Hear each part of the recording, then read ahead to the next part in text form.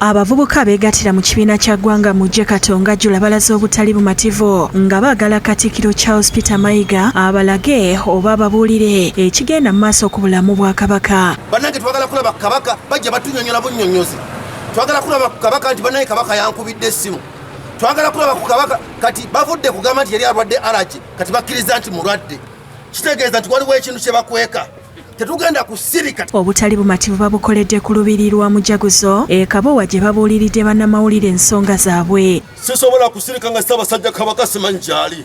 Sisobola kusirika oba tufa tufe mututte. Ssentebe waabwe Ssemusumugoba Nsonga agambye nti basazeewo okwekalakaasa Katikkiro asobole okubategeeza Kabaka gy'ali era nga kati tebakyayagala kuwuliriza kintu kyonna okuggyako ekikwata ku beene. Tetwetaaga kunnyonnyolebwa. Sebo ekitibwa Katikkiro mukwano gwaffe totunnyonnyola.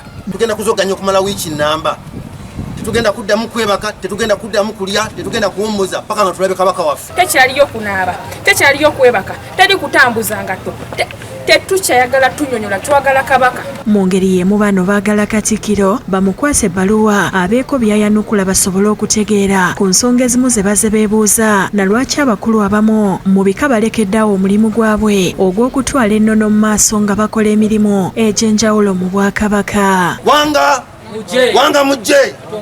Ebika byonna tekyali atwala buvunaanyizibwa. Waliwo ekika ekyambaza Kabaka engatto, waliwo ekirabirira ng'alwadde, buli kimu. Katikkiro twandibadde tetubuuza ggwe. Wano ku lwadde twandibadde tubuuza Kasujju Lubinga, gwe twandibadde tubuuza Ssebo tunnyonnyole.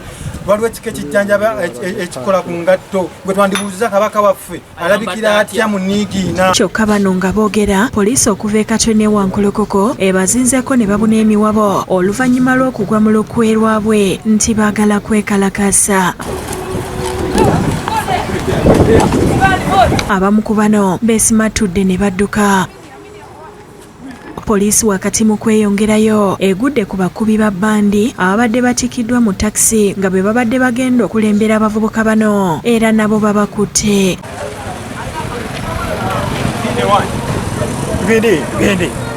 Omwogezi wa poliisi mu Kampala n'emirirwano Patrick Onyanga ategeezezza nti bakutte abantu 19 ababadde bagenda okukulembera mu bbandi.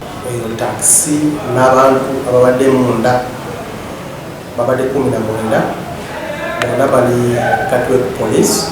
Alabodde abavubuka baleme kukozesebwa kuba Katikkiro yalambise bulungi ku bulamu bwa beene. Katikkiro wa Buganda Oweekitiibwa Charles Mayiga yavaayo n'atangaza n'ategeeza eggwanga wa Kabaka waali. Agambye nti olukuŋŋaana lubadde mu bumenyi bw'amateeka kuba bawandiikira poliisi n'etabaanukula. Oba oyagala kwekalakaasa n'okutambula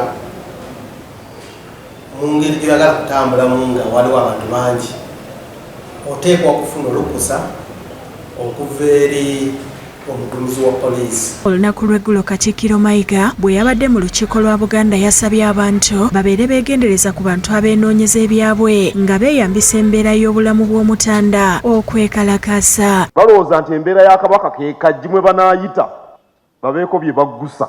Bwe balaba Ssaabasajja ng'ali kuno nga bagamba Katikkiro Kabaka mutwala ajjanjabwe. Ssaabasajja bw'agenda okujjanjabwa nga bagamba Katikkiro Kabaka omukwese muleete. Ze musanze akozesa Kabaka ng'akapiira. Ronald Kakooza yakusakidde eggulire lino ku Rabukedde TV.